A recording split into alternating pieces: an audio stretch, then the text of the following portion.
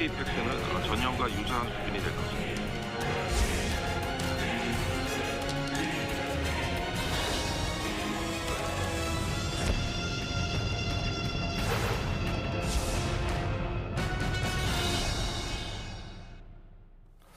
보신 것처럼 세계 1위 메모리 반도체 기업 삼성전자가 이 감산 행렬에 나서면서 앞으로 업계에 어떤 영향을 미칠지 관심이 모아지고 있습니다. 네, 관련 내용 유혜미 한양대 경제금융학부 교수와 함께 자세히 짚어보도록 하겠습니다. 안녕하세요. 안녕하세요. 자, 25년 만에 이제 감산이라고 하는데 이게 굉장히 이제 상징적인 조치로 받아들일 수 있겠죠? 예, 그렇습니다. 25년 만에 삼성전자가 감산을 했는데요. 예. 이것은 그야말로 지금 반도체 업계 상황이 얼마나 안 좋은지를 나타내는 아주 상징적인 조치라고 볼 수가 있겠습니다. 예. 이전에 이렇게 메모리 가격이 많이 떨어졌을 때는요. 사실 삼성전자가 감산을 하지 않고 생산을 계속해서 유지하면서 그랬었죠. 대응을 해왔습니다. 예.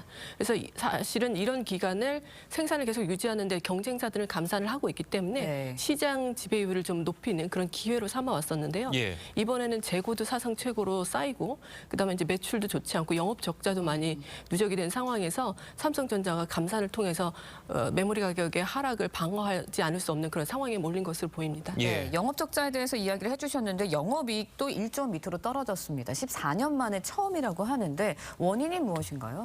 예, 반도체 매출이 이제 저조했기 때문인데요. 사실 이제 스마트폰에 대해서는 영업 적자가 아니라 이제 이익이 났습니다. 네. 3조 원 정도 났는데요. 3억 정도 났는데요. 3조 원 정도 났습니다. 예. 그런데 이 반도체 분야에서는 4조 넘게 이제 영업 그러니까요. 적자가 났습니다. 이것은 이제 메모리 가격이 많이 하락을 했기 때문이기도 하고요. 예. 거기에 이제 재고가 계속해서 쌓이면서 고객사에도 재고가 쌓여 있거든요. 그러니까 고객사로서도 이제 주문을 더 넣지 않고 예. 그런데 이제 재고는 계속 쌓이고 이러면서 이제 영업 적자가 누적된 것으로 보입니다. 예. 네. 저 아까도 이제 잠깐 교수님께서 언급을 해주셨지만 이 삼성전자가 그동안 감산을 안 했던 이유는 EU와의 격차를 계속 유지시키기 위해서였잖아요. 근데 만약에 이제 감산을 하게 되면 지금 뭐 TSMC라든지 이제 대만 업체들이 계속 쭉 따라오다가 이게 역전될 가능성도 있잖아요. 그동안에 이제 그 예를 비춰본다면 그렇다면 이제 언젠가는 감산을 줄이고 다시 이제 또 증산을 해야 될 텐데 네. 그 시점은 좀 언제라고 좀 보십니까? 일단 삼성전자 측에서도 이것은 이제 단기적인 하향 조정이고 예. 장기적으로는 계속해서 투자를 이어가겠다고 하고 있는 만큼 이 감산 조치가 아주 오랫동안 계속될 거라고 보지는 않는데요. 그런데 이제 감산 조치가 시행이 되고 나면 이것이 본격적으로 효과를 나타낼 때까지 3개월에서 6개월 정도 시차가 걸린다고 합니다. 예. 근데 이미 경쟁사들은 지난 3분기부터 감산을 하고 있거든요. SK 하이닉스라든지 마이크론 같은 경우요.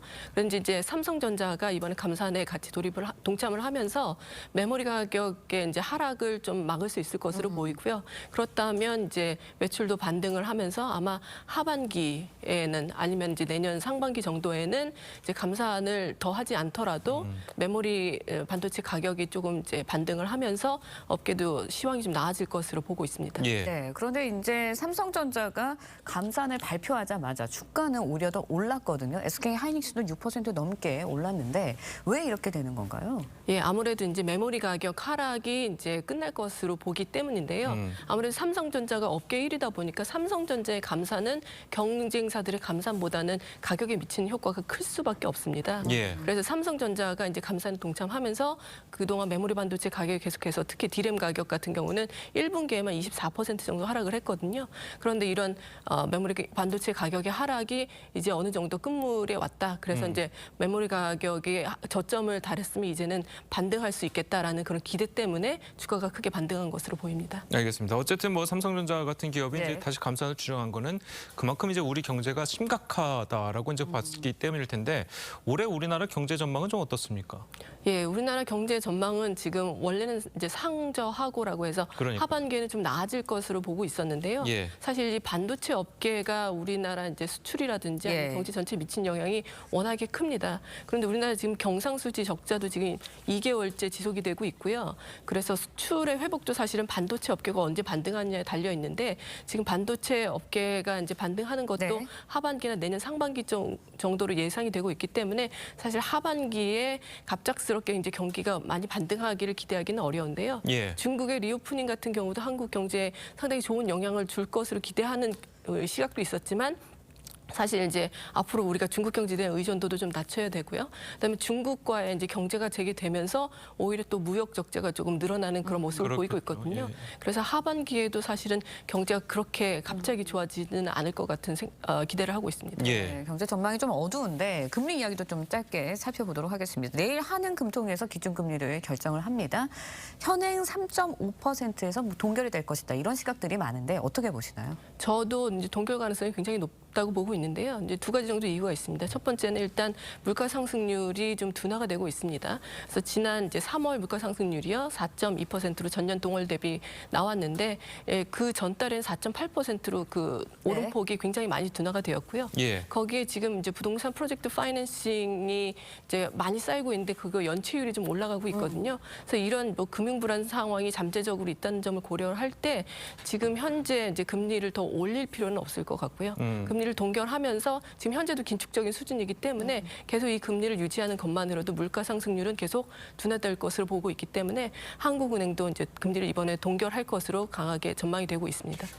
그런데 이제 미국 같은 경우는 계속 금리를 올리고 있잖아요. 예. 뭐 베이비 스텝이든 뭐 자이언트 스텝이든 조금이라도 이제 올리고 있는 상황에서 좀 우리나라가 언제까지 이렇게 금리를 동결할 수만은 없지 않느냐. 언젠가는 좀 금리를 따라가야 되지 않느냐라는 이야기도 있거든요. 그 부분은 어떻게 됩니까? 예, 근데 사실 미 연준도 금리를 그렇게 많이 올릴 것으로 올릴 것으로 기대되지는 않습니다. 예. 왜냐하면 최근에 나온 고용 지표들이 사실은 좀 고용 시장도 둔화되고 있다는 그런 모습을 보이고 있거든요. 예. 사실 고용 시장이 굉장히 강력했던 게 미 연준이 금리를 굉장히 공격적으로 인상할 수밖에 없었던 이유였는데요. 고용 시장이 둔화되는 모습을 보이면서 미 연준도 한 번 정도 베이비 스텝을 더 하든지 아니면은 동결할 가능성도 점쳐지고 있기 때문에 한미 금리 격차가 뭐 많이 확대되면서 한국도 뭐 금리를 계속해서 인상할 수밖에 없는 그런 상황은 이제는 피할 수 있을 것으로 보입니다. 그럼 떨어질 가능성도 있습니까? 금리가 올해 안에? 금리가 사실 인하될 가능성은 아직은 이제 불확실성이 큰데요. 예. 일단은 금리를 계속 동결하면서 물가가 이제 어느 정도까지 목표치에 근접하는 것을 확인해야지 금리를 비로소 인하할 것으로 보이기 때문에 하반기에 만약에 이제 경기가 지나치게 침체가 돼서 물가 상승률도 많이 떨어지고 네. 경기 회복을 위한 금리 인하가 필요하다면 금리 인하가 단행될 수도 있겠지만 아직 그 가능성은 좀 속단하기 이를 것 같습니다. 예, 알겠습니다. 자, 오늘 교수님 말씀 여기까지 듣겠습니다. 잘 들었습니다. 고맙습니다.